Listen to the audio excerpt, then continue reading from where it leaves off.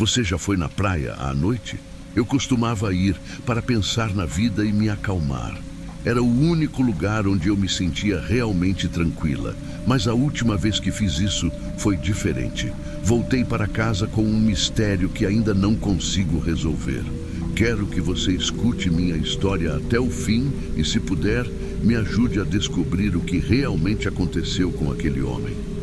Era uma terça-feira, 30 de novembro de 2009, às 7 da noite. Decidi caminhar pela praia de Camburi, aqui em Vitória, como fazia às vezes para fugir do barulho da cidade e organizar meus pensamentos. A brisa era fresca, o mar estava calmo e havia poucas pessoas no calçadão. Enquanto andava descalça pela areia fria, vi um homem sentado em uma das pedras perto do mar. Ele era diferente. Estava bem vestido, com uma camisa social branca e calça preta. Algo no jeito dele parecia deslocado, como se estivesse fora de contexto naquela praia deserta. Ele levantou o braço como se fosse acender um cigarro, mas não acendeu nada. Ficou ali, imóvel, olhando para o horizonte. Achei que fosse apenas mais alguém perdido nos próprios pensamentos, mas algo nele me incomodou. Havia uma tensão no ar, algo que eu não conseguia explicar. Resolvi continuar andando. Não sabia que poucas horas depois aquele homem estaria morto. Na manhã seguinte, enquanto tomava café, liguei o rádio para ouvir as notícias. Foi então que ouvi: homem encontrado morto na praia de Camburi. A polícia investiga o caso como possível suicídio. Meu coração disparou. Será que era o mesmo homem que eu tinha visto na noite anterior? A imagem dele sentado na pedra me veio à mente como um flash. Sem pensar muito, peguei minhas coisas e voltei à praia. Quando cheguei, o local estava vazio, mas havia marcas de fitas de isolamento e pegadas na areia. Senti um frio na espinha. Algo naquela cena parecia incompleto, como se os detalhes ainda estivessem escondidos. Enquanto olhava ao redor, um pescador idoso se aproximou de mim. Ele tinha uma expressão séria, quase pesarosa, e disse: "Tá procurando alguma coisa, moça?" Eu ouvi sobre o homem que morreu aqui ontem. Eu o vi sentado naquela pedra. Você sabe de algo? O pescador suspirou, olhando para o mar. Só sei que ele não parecia normal. Vi ele falando no celular, agitado. Depois, largou o aparelho e ficou parado, olhando para o nada. É uma pena. Dizem que ele era empresário, coisa grande. Agradeci ao pescador e saí de lá ainda mais confusa. Quem era aquele homem? E o que poderia ter acontecido para ele acabar assim? Eu sabia que precisava descobrir mais. De volta para casa, decidi pesquisar sobre o caso. Não demorou para encontrar informações. O nome dele era Rafael Martins, um empresário local conhecido por administrar uma empresa de logística.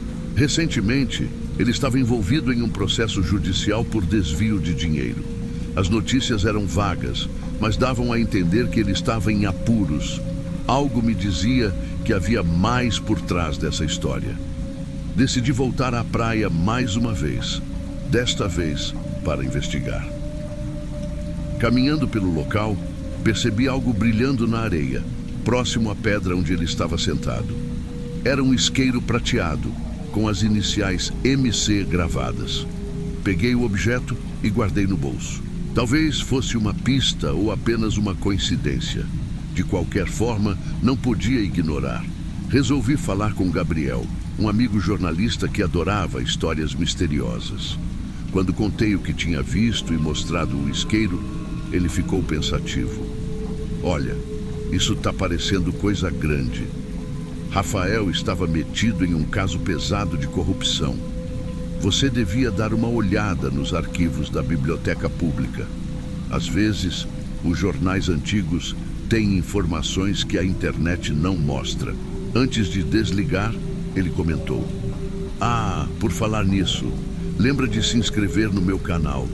Tô sempre postando histórias como essa. Quem sabe você não me ajuda a juntar mais peças?" Eu ri, mas a dica da biblioteca parecia ser o próximo passo certo. Passei a manhã seguinte mergulhada nos jornais antigos na biblioteca. Foi lá que descobri algo estranho. Rafael tinha uma sócia chamada Marcela Cardoso. Ela era responsável pelo financeiro da empresa e também estava sendo investigada no processo de corrupção. Mas havia mais. Desde a morte de Rafael, ninguém sabia onde Marcela estava. Ela tinha sumido. A ligação entre o isqueiro e Marcela parecia óbvia, mas por que ela teria deixado algo tão pessoal na praia? E se ela estivesse ali naquela noite? Minha cabeça rodava com essas perguntas. Quando contei a Gabriel sobre a sócia desaparecida, ele sugeriu que talvez ela não tivesse desaparecido por vontade própria. E se Marcela soubesse demais? Ou pior, e se ela estivesse envolvida diretamente com a morte de Rafael? A teoria fazia sentido, mas ainda havia lacunas. Decidi voltar à praia uma última vez naquela noite, sentindo que algo ainda estava por ser descoberto. A noite estava mais escura do que o normal. O vento era frio e as ondas batiam com força nas pedras. Voltei à mesma pedra onde Rafael estava sentado e fiquei ali, tentando entender o que ele poderia ter sentido em seus últimos momentos. Um misto de angústia e medo me dominava. De repente, senti uma presença. Era como se alguém me observasse, mas não havia ninguém ao redor. O som das ondas parecia mais alto e meus instintos me diziam para ir embora. Porém, antes que pudesse me mover, algo preso entre as pedras chamou minha atenção. Era um pedaço de papel dobrado com cuidado. Com mãos trêmulas, desdobrei o bilhete. As palavras escritas à mão me fizeram gelar. A verdade está mais perto do que você imagina. Olhei ao redor, esperando encontrar alguém, mas a praia estava vazia. Guardei o bilhete no bolso e caminhei para casa com uma certeza. O mistério de Rafael Martins era muito maior do que eu podia imaginar. E de alguma forma, agora fazia parte dele.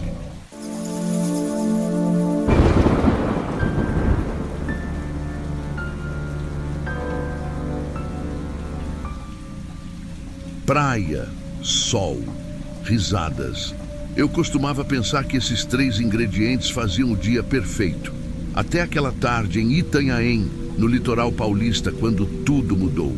Eu, minha esposa Ana e nosso filho Felipe, de 8 anos, havíamos planejado esse dia há semanas.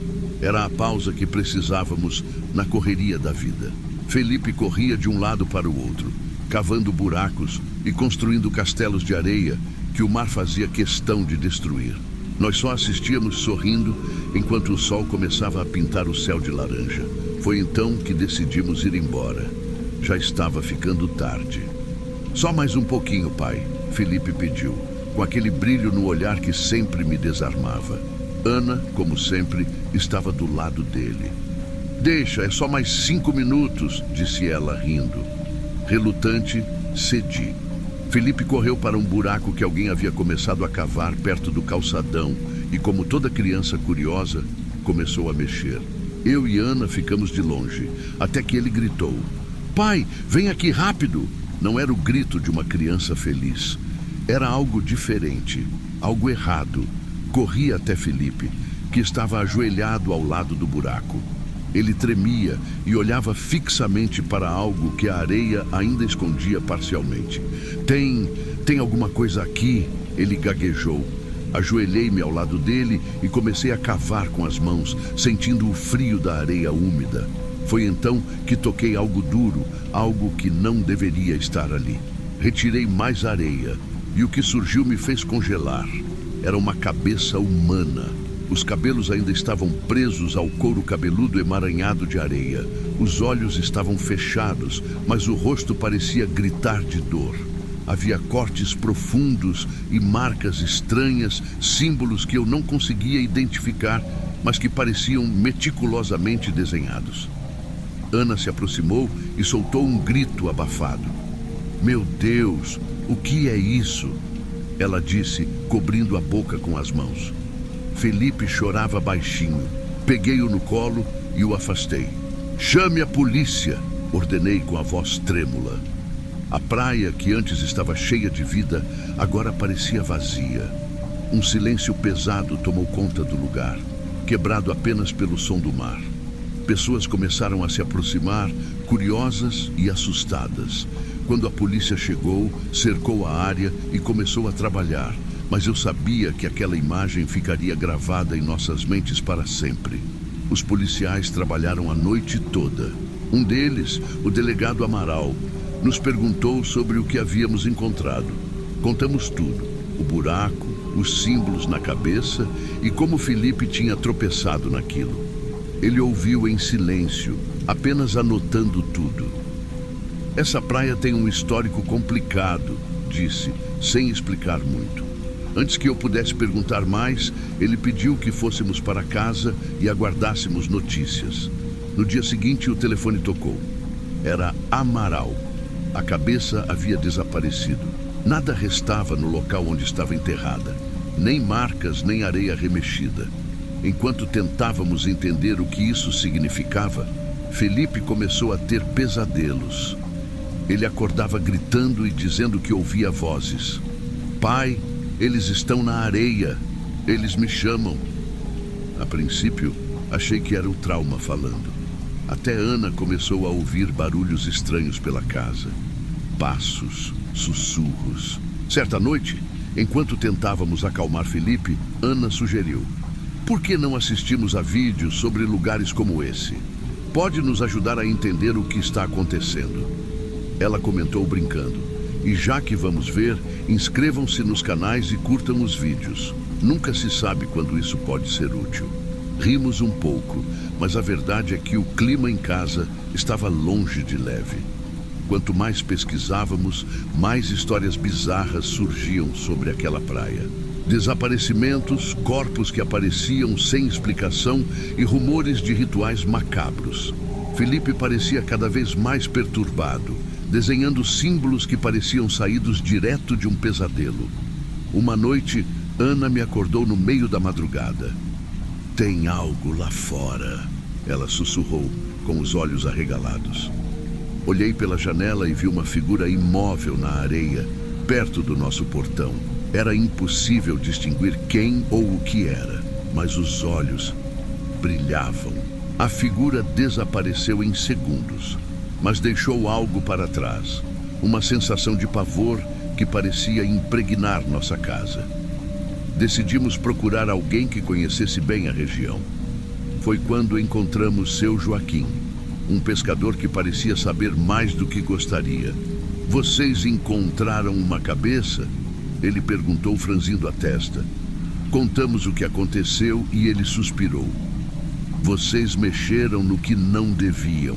Essa praia, ela guarda coisas que deveriam ficar enterradas. Décadas atrás, um grupo fazia rituais ali. Sacrifícios humanos, dizem, para invocar o poder do mar ou das sombras, sei lá. Só sei que isso nunca trouxe nada de bom. Ele nos alertou para nunca mais voltar à praia. Mas Felipe parecia cada vez mais ligado ao lugar. Apesar de todos os avisos, Felipe começou a insistir que precisávamos voltar à praia. Ele dizia que eles queriam resolver algo. Ana e eu resistimos até onde pudemos, mas o comportamento dele estava cada vez mais estranho. Fomos à praia numa noite sem luar. O silêncio era absoluto, interrompido apenas pelo som das ondas. Chegamos ao lugar onde o buraco estava, mas algo havia mudado. Ele era maior, muito maior, como se tivesse sido escavado mais profundamente. Encontramos ossos, amuletos enferrujados e símbolos desenhados na areia. Felipe, hipnotizado, começou a caminhar em direção ao centro do buraco. Ana tentou segurá-lo, mas ele sussurrou: eles ainda estão aqui. De repente, a areia começou a se mover. Pequenos grãos dançavam ao redor de Felipe, formando redemoinhos que se tornavam maiores e mais violentos. Parecia que a praia inteira estava viva. Tentamos puxar Felipe de volta, mas algo invisível o segurava. Ele olhou para mim com olhos que não eram os dele. Eles nunca foram embora, pai. Eles só estavam esperando. Com toda a força que tínhamos, conseguimos tirá-lo de lá. O buraco começou a engolir a areia ao redor, revelando mais corpos. Era como um cemitério macabro que nunca deveria ter sido descoberto. Corremos, mas ao olhar para trás, vi a praia se transformar em algo indescritível. A areia girava, os gritos ecoavam. Parecia que as sombras haviam finalmente sido libertadas. Desde aquele dia, nunca mais voltamos a Itanhaém. Felipe, apesar de ainda ter pesadelos, aos poucos está melhorando. Mas há noites em que ouvimos os sussurros e de vez em quando vejo notícias de desaparecimentos naquela mesma praia. A única coisa que sei é que há segredos que deveriam permanecer enterrados.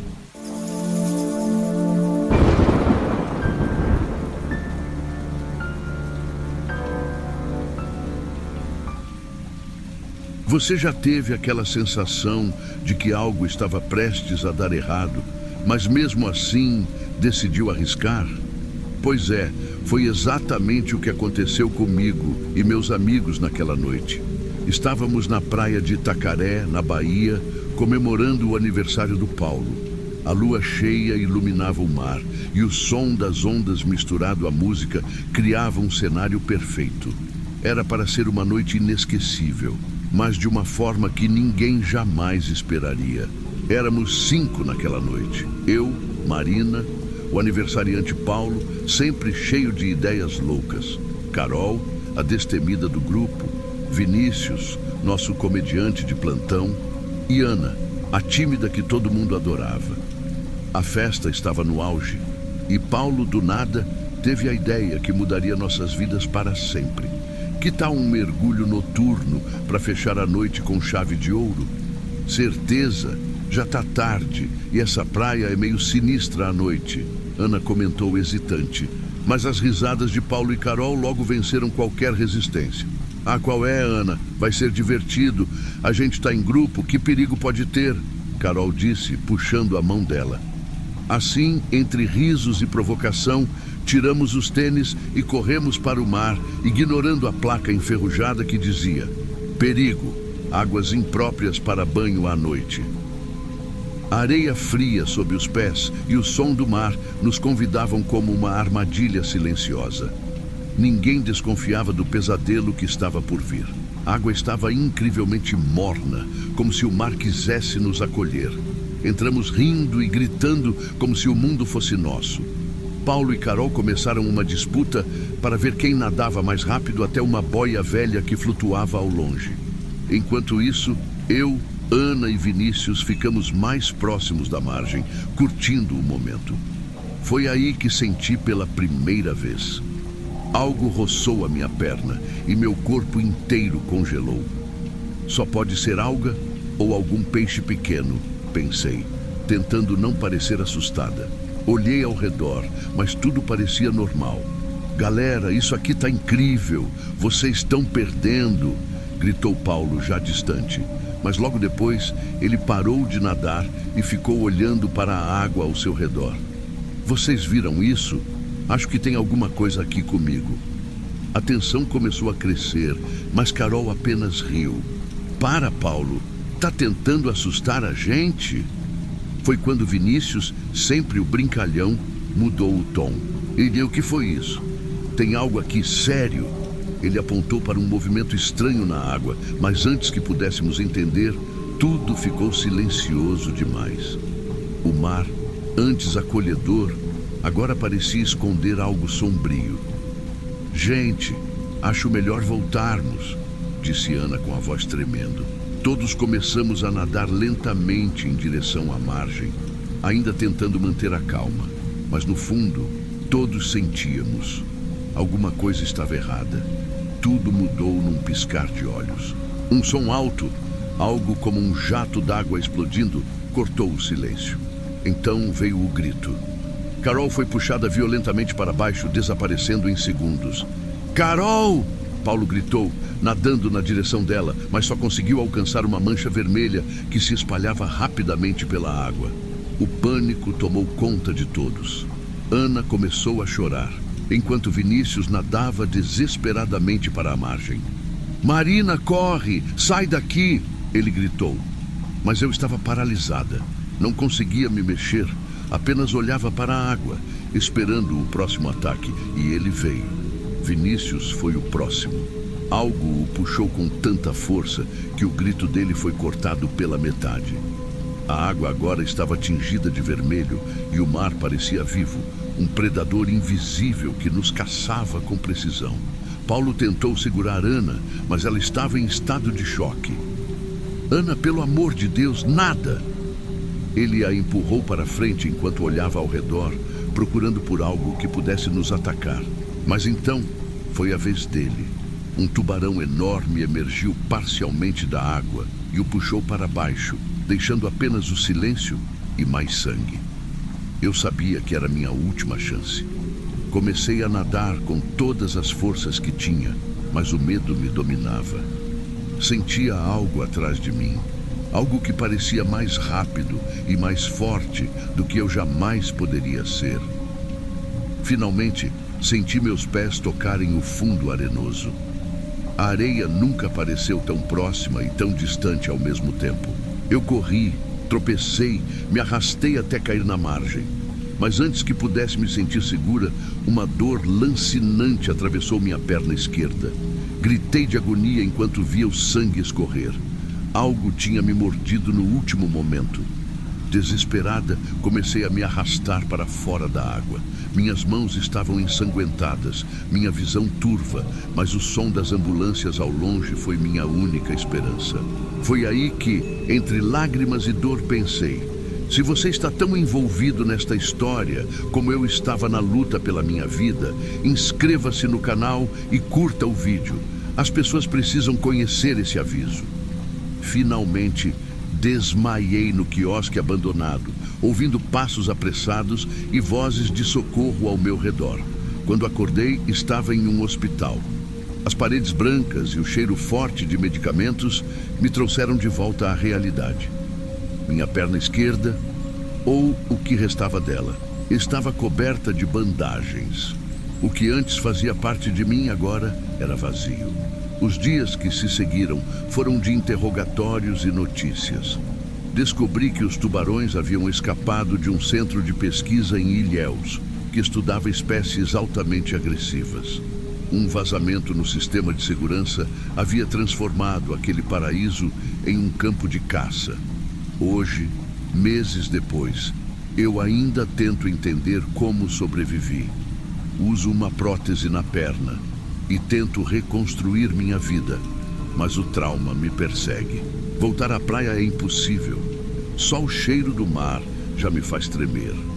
Às vezes, tenho pesadelos com os rostos dos meus amigos e o som de seus gritos. É algo que nunca vou superar completamente. Se posso deixar um conselho, é esse: respeite a natureza e seus mistérios.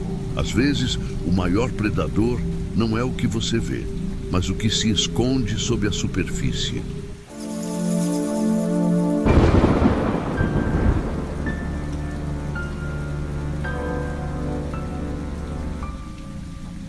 Você acredita que algumas histórias podem mudar a maneira como você vê o mundo? Eu sou Renato, e o que vou contar agora não é apenas uma história assustadora. É um evento real que me deixou marcado e que ainda me faz questionar o que é possível ou não nesse mundo. Era outubro de 2016. Eu e meu melhor amigo Felipe decidimos escapar do caos de São Paulo e passar um final de semana em Ubatuba. Queríamos relaxar, curtir a praia e, acima de tudo, fugir da rotina. Nos hospedamos em um hotel à beira-mar, daqueles que você sai do restaurante e já pisa na areia. O lugar parecia perfeito. Céu claro, o som das ondas e uma vibe que parecia convidar à tranquilidade. Na noite do dia 17, algo especial chamou a atenção de todos: a superlua. Era um espetáculo que iluminava a praia inteira, com uma luz prateada que dançava sobre o mar. Depois de um dia cheio, eu só queria deitar no quarto, ligar o ar-condicionado e assistir alguma coisa na TV. Já Felipe, cheio de energia, me chamou para dar uma volta na praia. Renato, vamos aproveitar, a noite está incrível, cara. Mas eu estava exausto. Vai lá você, cara, amanhã a gente anda mais. Felipe insistiu, mas acabou indo sozinho. Só que ele não fazia ideia do que eu esperava naquela noite. Felipe saiu com os fones de ouvido, dizendo que ia caminhar e relaxar um pouco. Achei que ele ficaria fora por uns 30 minutos. Mas o tempo passou e eu nem percebi. Era por volta de 1 da manhã, quando fui acordado por ele, que entrou no quarto de repente. Ele estava pálido, tremendo e parecia em choque. Renato, você não vai acreditar no que aconteceu? Cara, eu vi alguma coisa. Ele me contou que a praia estava deserta, exceto pelo som das ondas e o brilho hipnotizante da lua.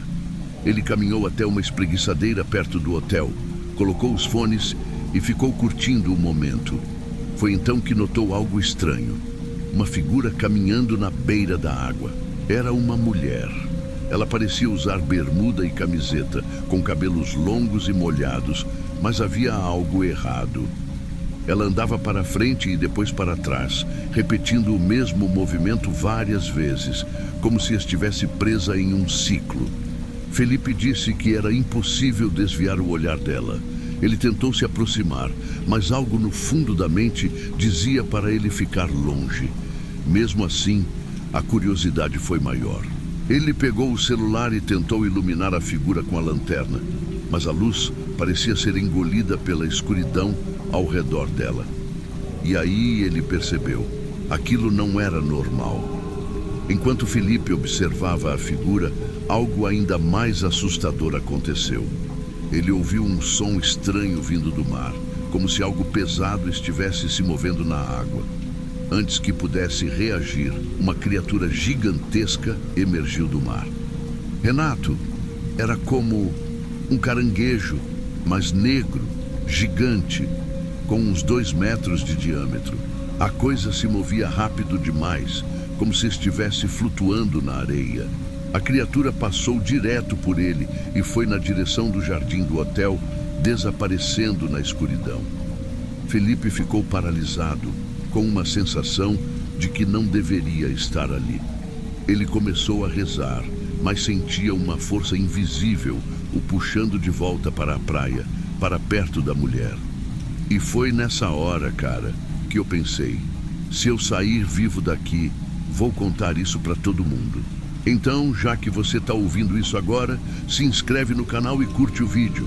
Você não vai querer perder outras histórias assim. Reunindo toda a coragem que tinha, Felipe conseguiu correr de volta para o hotel. Mas mesmo ali, a sensação de estar sendo observado não desapareceu.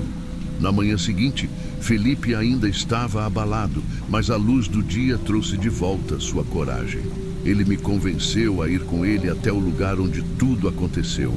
Relutante, aceitei. A praia parecia diferente à luz do dia, mas a tensão no ar era inegável. Chegamos perto das pedras onde Felipe viu a mulher desaparecer. Lá, encontramos algo surpreendente. As ruínas de uma casa antiga. As paredes estavam desgastadas pelo tempo, mas ainda era possível identificar os cômodos. Será que aquela mulher era alguém que viveu aqui? Felipe sussurrou. Ou talvez alguém que morreu aqui. Exploramos o local, tentando encontrar alguma pista. Encontramos marcas estranhas nas pedras, como arranhões profundos e um pedaço de um espelho quebrado, parcialmente enterrado na areia. Aquilo parecia fora do lugar, como se pertencesse a outra época. Quando voltamos para o hotel, Felipe parecia diferente. Ele me contou que sentia como se algo o tivesse mudado. Ele dizia que estava mais sensível, que agora conseguia perceber coisas que antes ignorava. Renato, é como se eu tivesse tocado em algo sobrenatural. Enquanto arrumávamos nossas coisas para ir embora, Felipe olhou novamente para a praia. Ele ficou parado por um momento, com os olhos fixos no horizonte.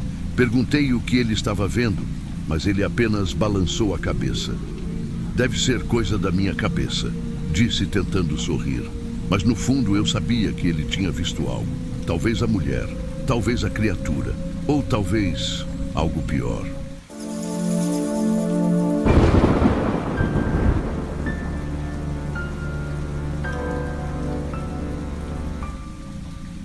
Aquela noite prometia ser muito boa.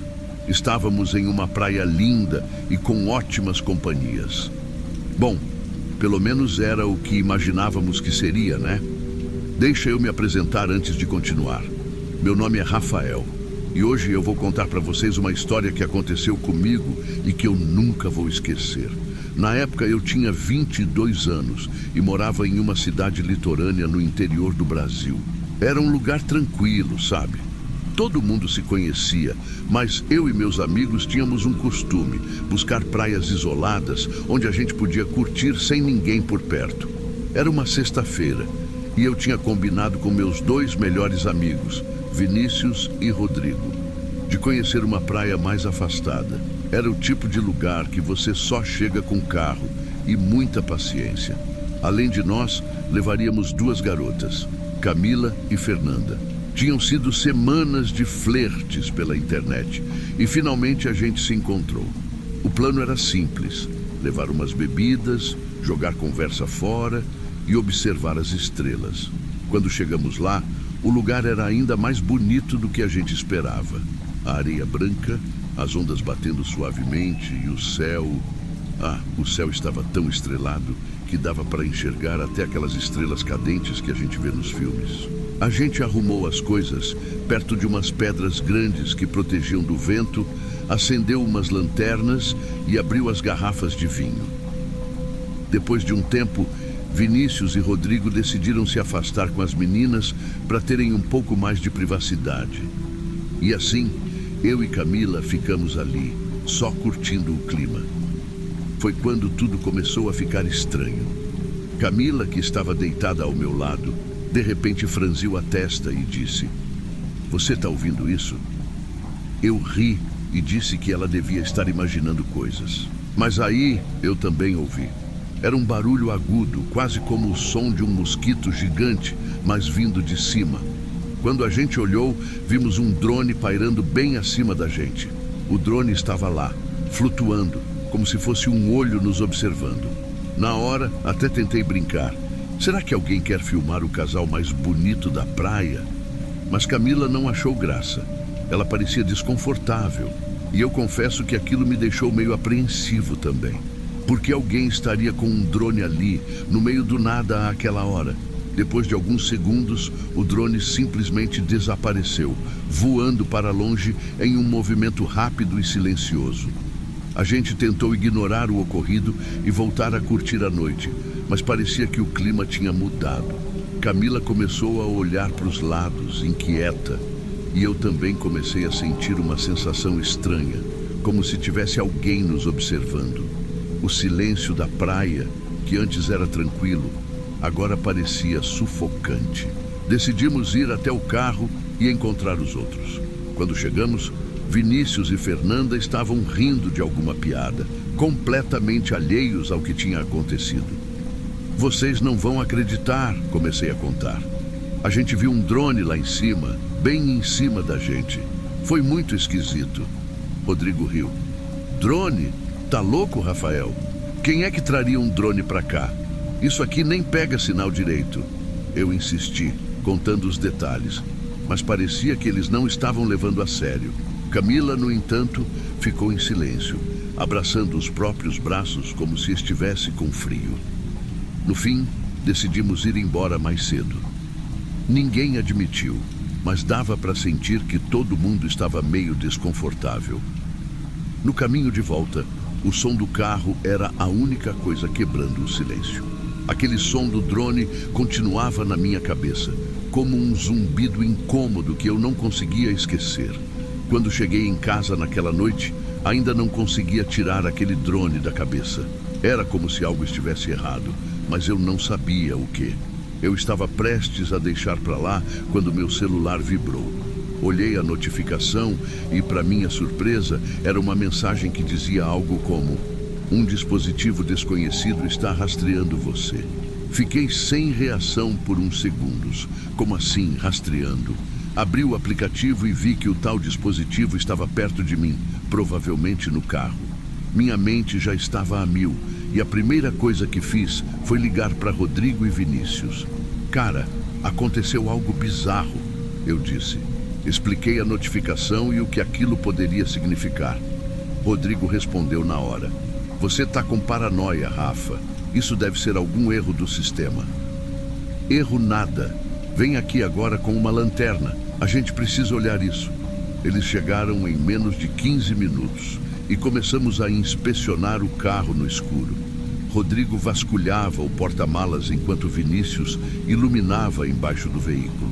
Foi ele quem encontrou uma pequena etiqueta de rastreamento presa com fita adesiva na parte de baixo do pneu traseiro. Ficamos todos olhando para aquilo como se fosse uma bomba prestes a explodir.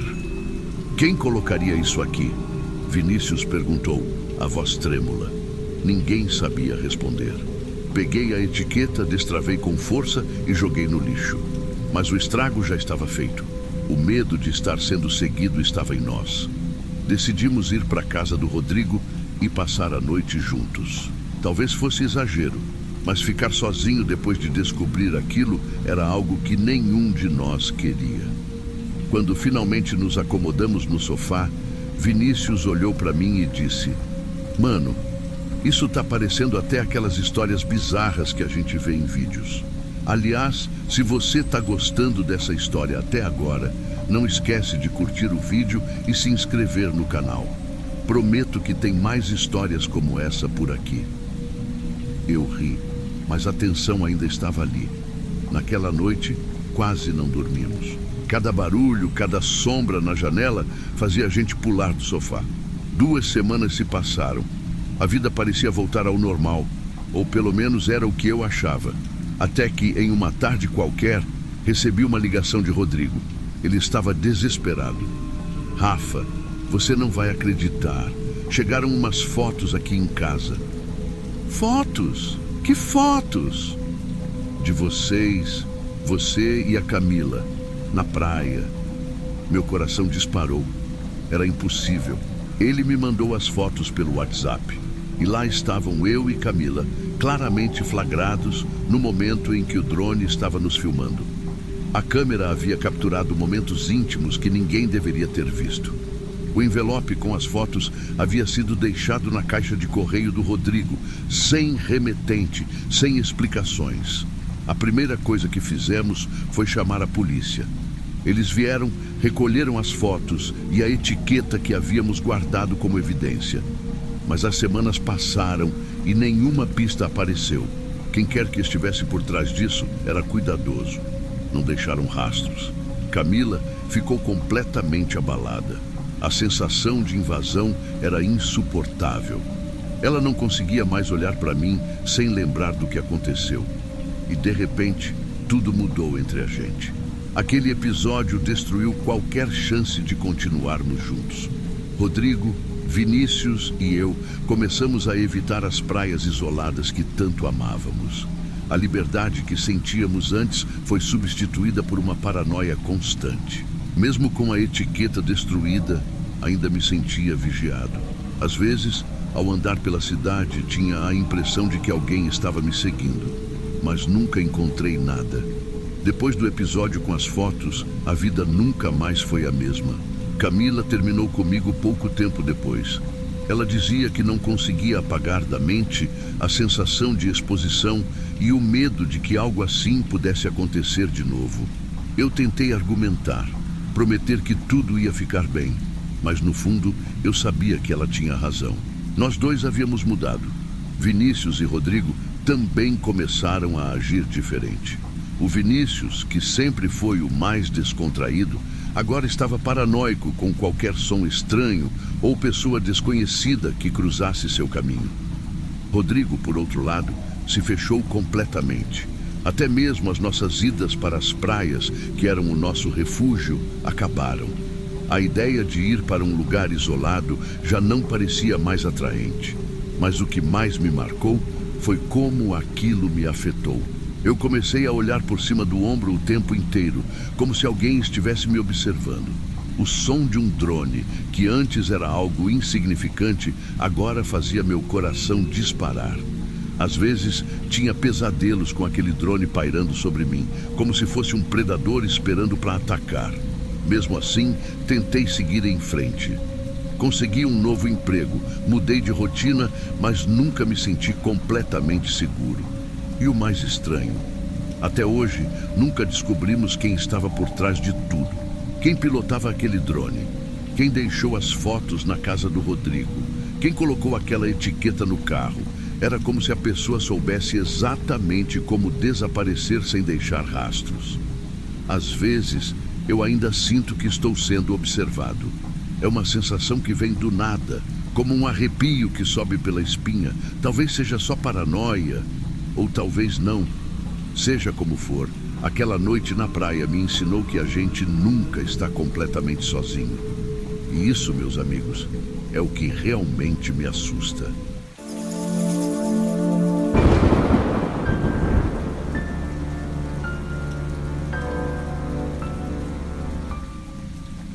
Aquela noite na praia, eu pude jurar que eu e minha namorada não sairíamos vivos dali.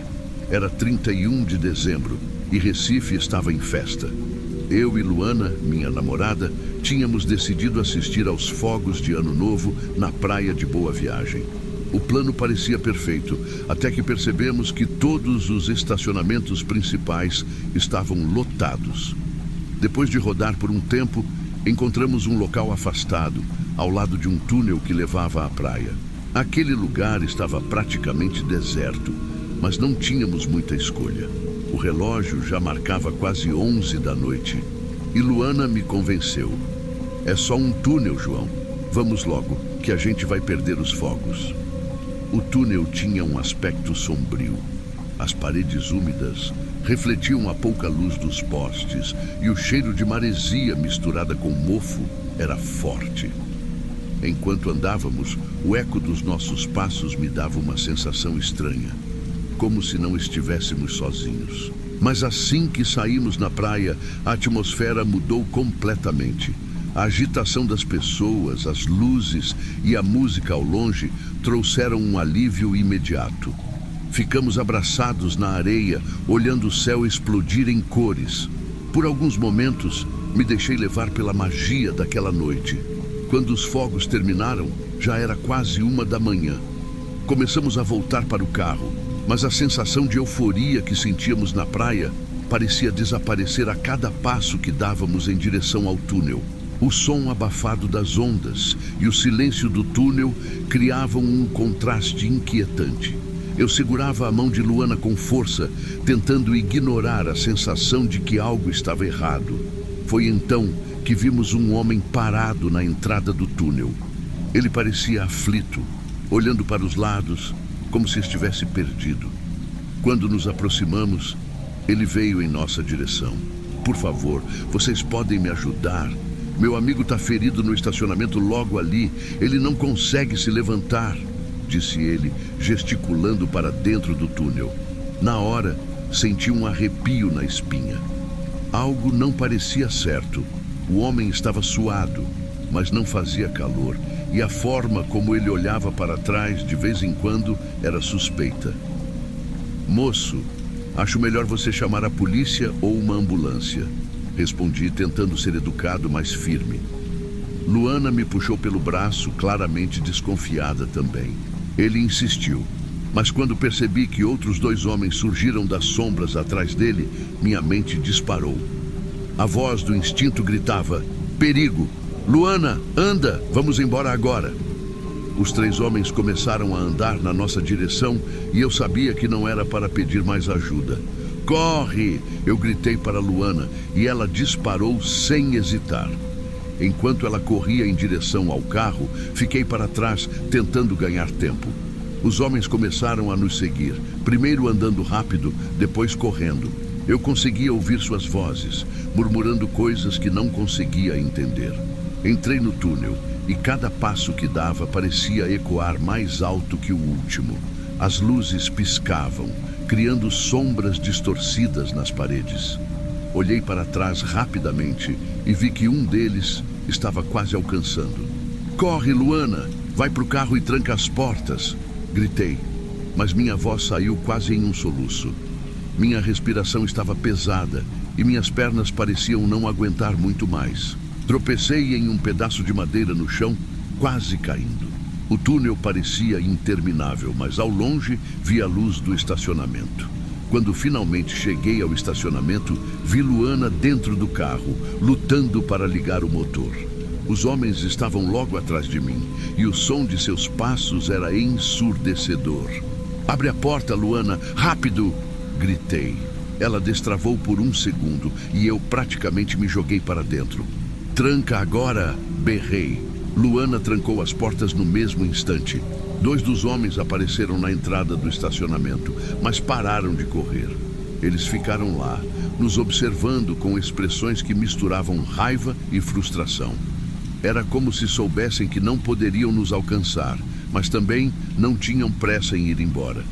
O motor finalmente ligou e Luana acelerou como se a nossa vida dependesse disso.